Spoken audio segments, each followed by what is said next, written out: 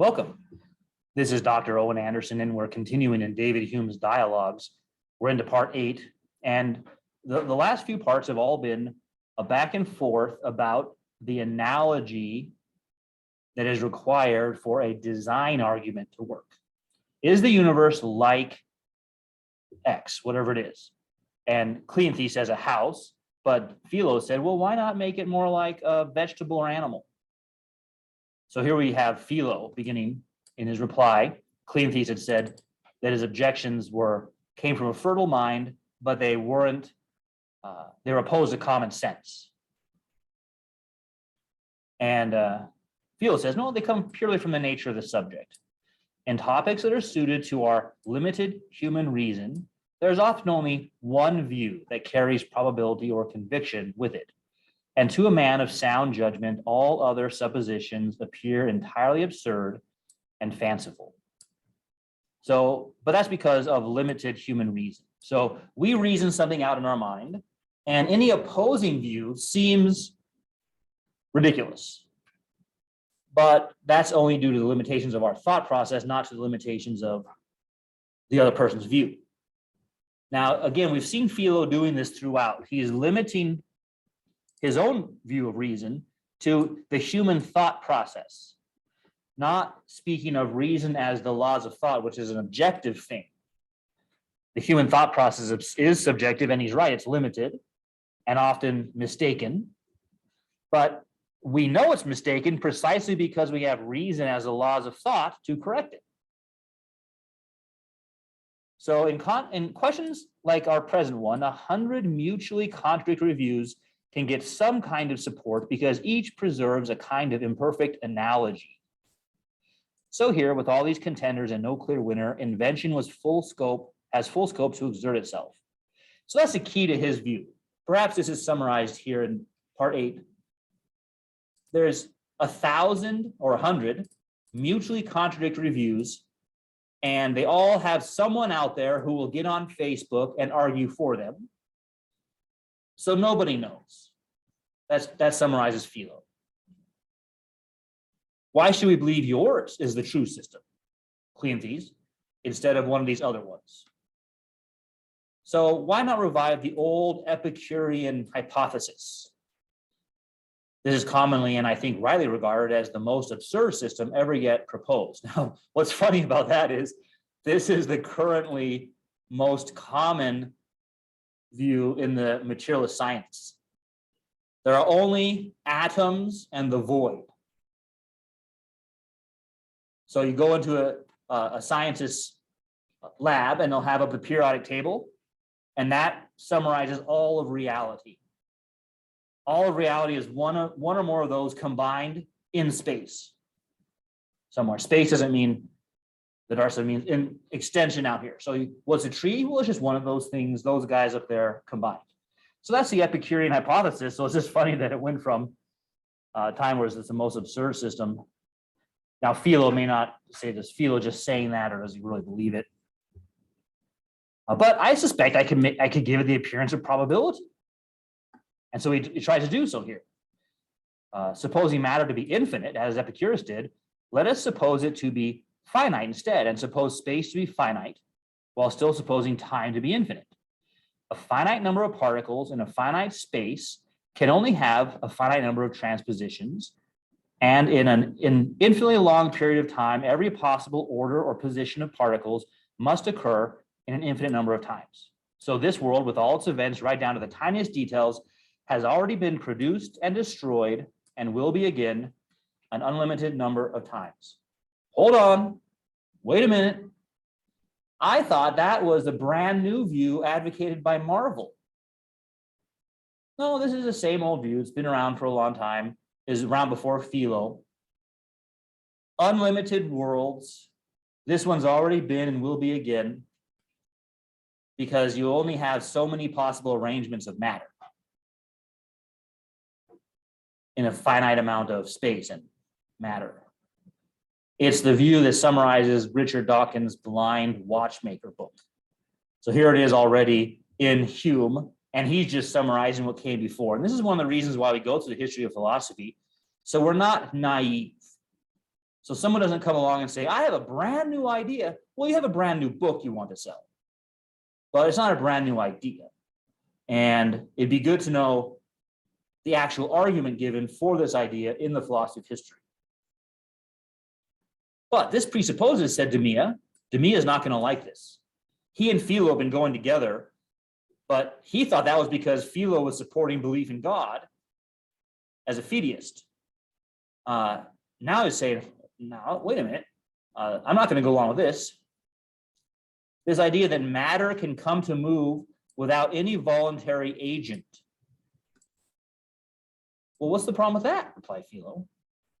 In advance of experience, every outcome is as hard to credit as and incomprehensible as every other. But after experience, it's easy to understand. Matter often starts to move through gravity, through elasticity, through electricity, without any known voluntary, volitional, intentional agent. So Demea is saying this presupposes a voluntary cause.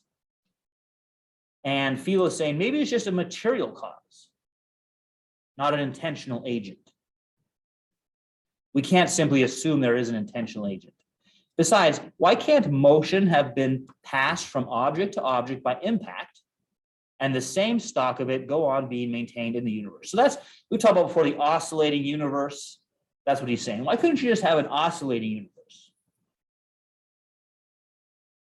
Now, one image to keep in mind is this, an image that summarizes the argument we considered. It's like you have a circle of dominoes and you tip one over and he's knocking down all around. When it gets back to the beginning, does it start again? Oh, you need to have somebody set them back up to keep going, right?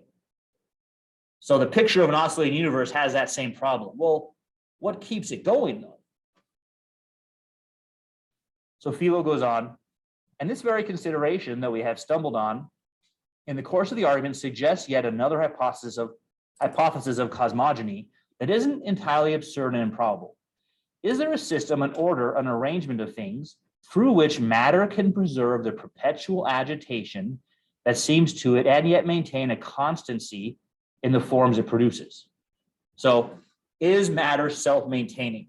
We've covered that before. Can matter maintain itself, or does it turn into just a kind of chaos? Yes, there certainly is such an arrangement, for this is actually the case with the present world, in which matter is constantly moving and yet many forms and structures remain the same. And so couldn't the world have been doing this from eternity and to eternity? Every part relates to each other, and the whole form of the universe, every element is in the form subsists, the materials with which it repairs its waste and decay, and to every other form which is hostile to friendly or friendly towards it. Now, so he's thinking about the circle of life on Earth. Well, that seems to just be a cycle where things decay and grow and decay and grow. Remember the circle of life? You've got that monkey, and he's going to chuck the lion over the side of the cliff, and all the animals are praising it because they can't wait to see the lion destroyed. The circle of life. Well, hold on there. That's not right. The sun is the one powering that. And the sun only has so much power to give it. Right? That's the thing that the circle of life doesn't take into account. Where does the green grass get its energy? The sun. It's outside the system, putting in light energy. The cows can't benefit from it, but the grass does. So the cows get their sun energy from the grass. Right? Well, the sun burns out in 6 billion years. Well, we'll move the planet to the next star. Well, that one burns out. And they all burn out. They're not being replaced. Well, then what? It's called the heat death of the universe. So if you look at a tiny microcosm, you might think, hey, this is a self-maintaining microcosm.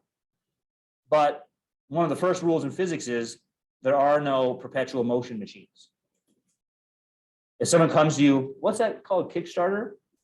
Hey, invest $10 in my perpetual motion machine. I hope you'd say no.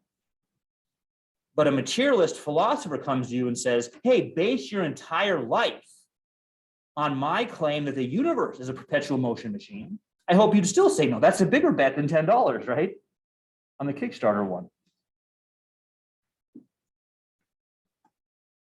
So he says, suppose that matter is thrown into some position by a blind, unguided force.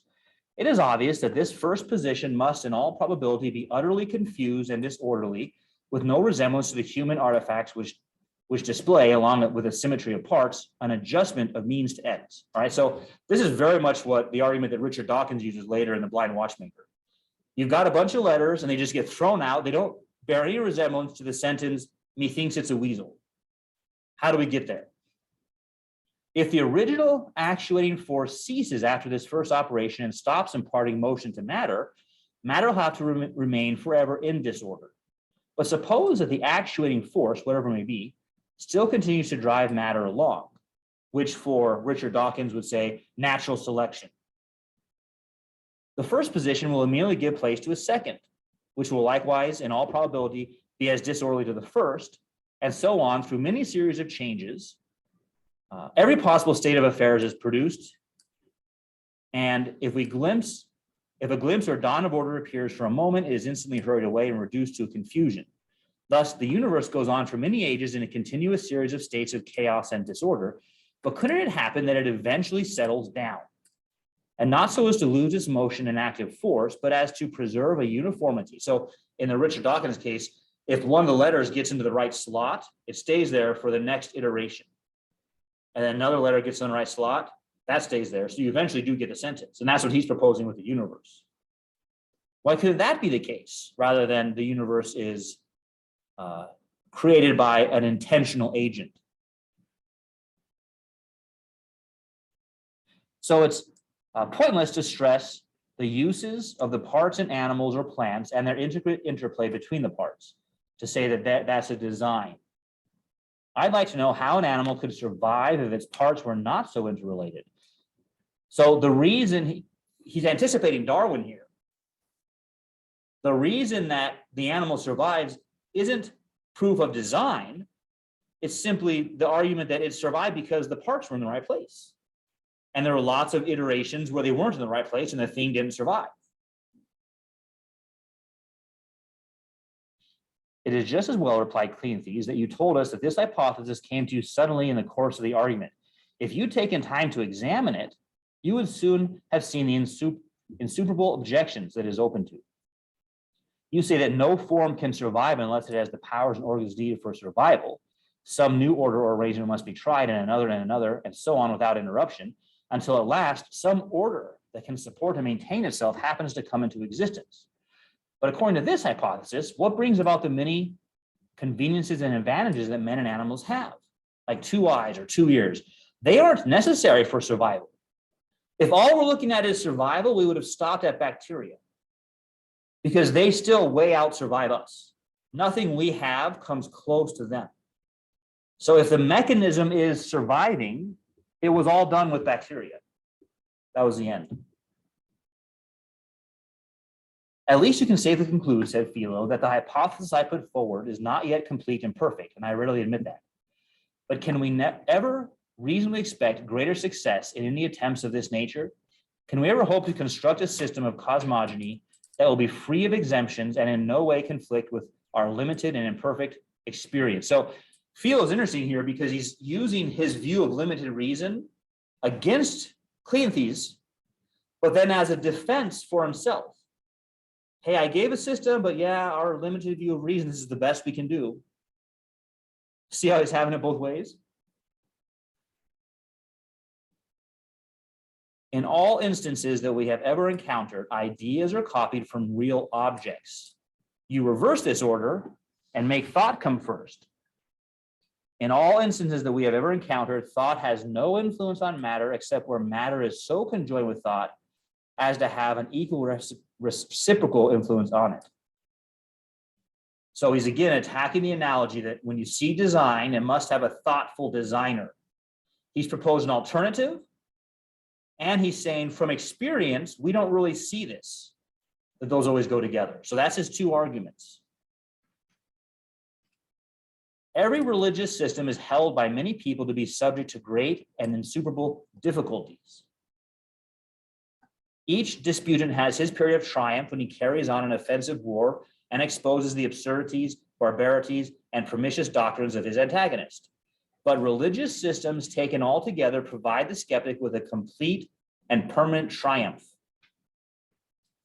For he tells the disputants that no system of cosmogony can ever be accepted for the simple reason that no system of anything ought ever to be accepted if it is absurd. A total suspension of judgment is here our only reasonable resource.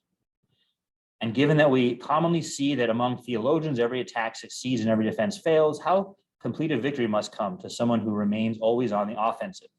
So you can make any system sound good, but at the end of the day, because of limited reason, no one knows anything. Philo's argument.